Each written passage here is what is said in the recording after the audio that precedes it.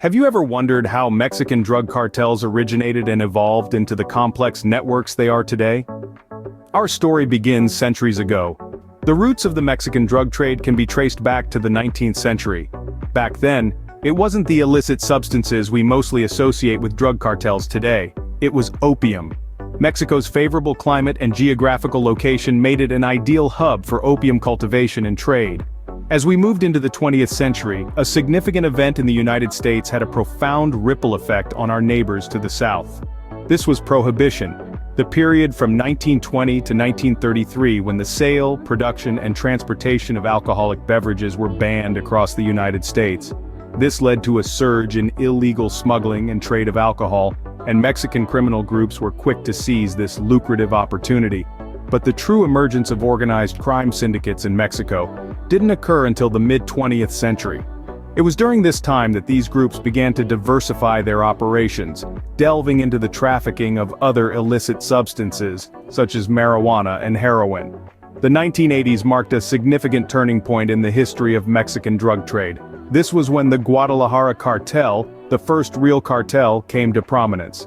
Under the leadership of infamous drug lords like Rafael Caro Quintero and Ernesto Fonseca Carrillo, the Guadalajara cartel managed to consolidate the drug trade in Mexico. They established complex smuggling routes, secured political protection, and built a vast criminal empire, setting a blueprint for future cartels to follow. The Guadalajara cartel's reign, however, was short-lived. By the end of the decade, internal disputes and law enforcement pressure led to its downfall. But the impact of its existence was far from over. The disintegration of the Guadalajara cartel led to the birth of several other cartels, each vying for control over the lucrative drug trade. The foundation laid by the Guadalajara cartel in the 1980s set the stage for the rise of modern drug cartels in Mexico. Their legacy continues to shape the landscape of organized crime and illicit trade in the country, and their impact extends far beyond Mexican borders. The dissolution of the Guadalajara cartel in the late 1980s led to the rise of several powerful cartels. But how did this happen? Picture this. The Guadalajara cartel, once the most formidable drug trafficking syndicate in Mexico, crumbled under the weight of its own success. The arrest of key leaders, including the infamous Miguel Angel Felix Gallardo, created a power vacuum that would forever change the landscape of Mexico's drug trade. As the Guadalajara cartel disintegrated, its remaining members splintered into several groups, each vying for control.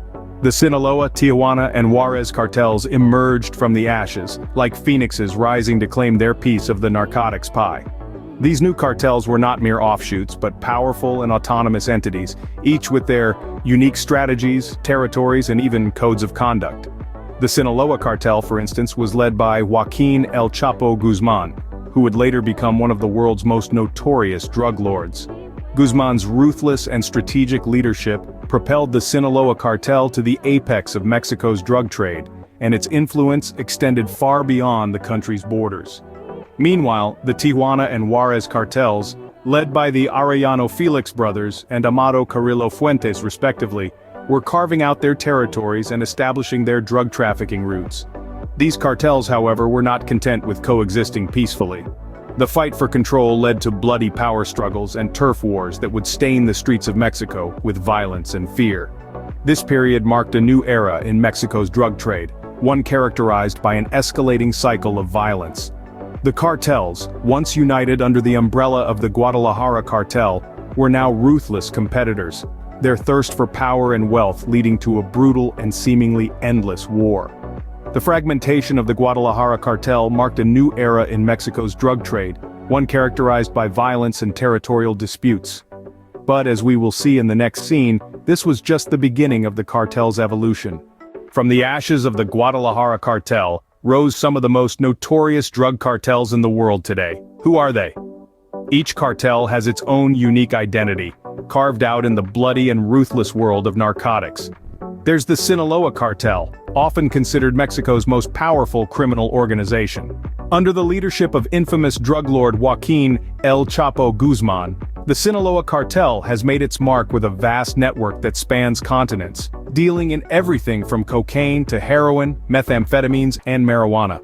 Then, there's the Jalisco New Generation cartel, a rising power in Mexico's drug trade.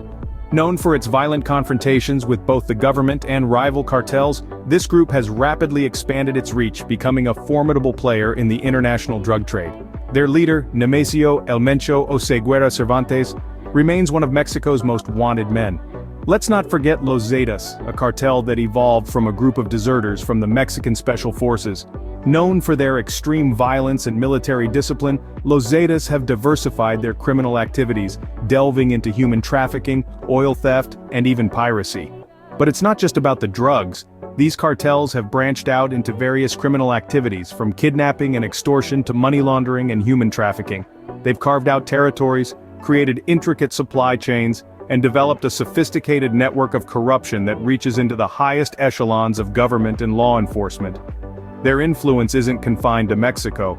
Their tentacles stretch across borders, impacting communities far and wide. From the United States to Europe and Asia, the presence of these cartels can be felt, influencing everything from local crime rates to global politics. And behind each of these cartels there are notorious leaders, figures who have become infamous for their ruthlessness, cunning, and seemingly untouchable status. Men like El Chapo, El Mencho, and Miguel Trevino Morales of Los Zetas have become symbols of a dark underworld that continues to thrive despite the best efforts of law enforcement. Despite government efforts to dismantle them, these cartels continue to wield significant power and influence in Mexico and beyond.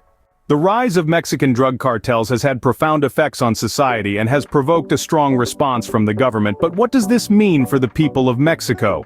The impact of the drug trade on Mexican society is multifaceted and far-reaching. One of the most visible effects is the escalating violence. The streets have become battlegrounds as rival cartels vie for control of lucrative drug routes. This has resulted in a disturbing increase in homicides, kidnappings, and disappearances, but the ramifications extend beyond violence. Corruption has seeped into the very fabric of society as cartels use their immense wealth to buy influence and protection. This corruption erodes public trust and hampers efforts to bring criminals to justice. Moreover, the drug trade has distorted the economy. While it has brought wealth to some regions, it has also created a dependency on illicit income. The result is an uneven and volatile economy that is vulnerable to shifts in the drug market. In response to this crisis, the government has adopted a militarized approach, deploying the army and federal police to fight the cartels. This strategy has led to some high-profile arrests and seizures. However, it has also been criticized for contributing to the violence and human rights abuses. The government has also pursued a strategy of decapitation, targeting the leaders of the cartels in the hope of destabilizing their operations. This approach has had mixed results. While it has led to the capture of some kingpins, it has also often resulted in power vacuums, leading to violent succession struggles and the splintering of cartels into smaller, equally dangerous factions.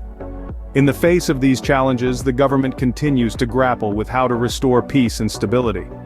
Efforts are being made to strengthen the justice system, tackle corruption, and address the root causes of the drug trade, such as poverty and lack of opportunities. The fight against drug cartels in Mexico is a complex and ongoing struggle, with profound implications for the country and the world. Given the resilience of these cartels and the complexities of the drug trade, what might the future hold for Mexican drug cartels? This question takes us into the realm of speculation, but some trends are already visible. One possibility is the further fragmentation of cartels. As we've seen in the past, when a cartel leader is taken down, the power vacuum often leads to infighting and the splintering of the organization. These smaller autonomous groups can be even more difficult to control, as they can operate under the radar and are less predictable. Another plausible scenario is the rise of new and potentially more powerful groups. History has shown that as one cartel falls, another rises to take its place.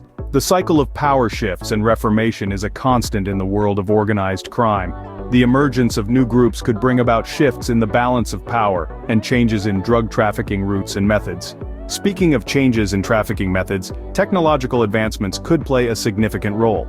As technology continues to evolve, so too does the means by which these cartels operate. Drones, encrypted communication, and even the dark web are all tools that could be increasingly utilized by cartels to evade law enforcement. The challenges in combating these cartels in the future are immense. Potential strategies could include strengthening law enforcement agencies, improving intelligence gathering and sharing, implementing more effective social programs to deter individuals from joining cartels, And of course, addressing the root causes of drug abuse and addiction. Perhaps one of the most crucial factors in determining the future of Mexican drug cartels is the role of international cooperation. The drug trade is a global issue, and tackling it requires a coordinated international approach. While the future of Mexican drug cartels is uncertain, one thing is clear: the battle against them is far from over. Yet the hope remains that with concerted efforts and robust strategies, the tide can be turned against these criminal organizations.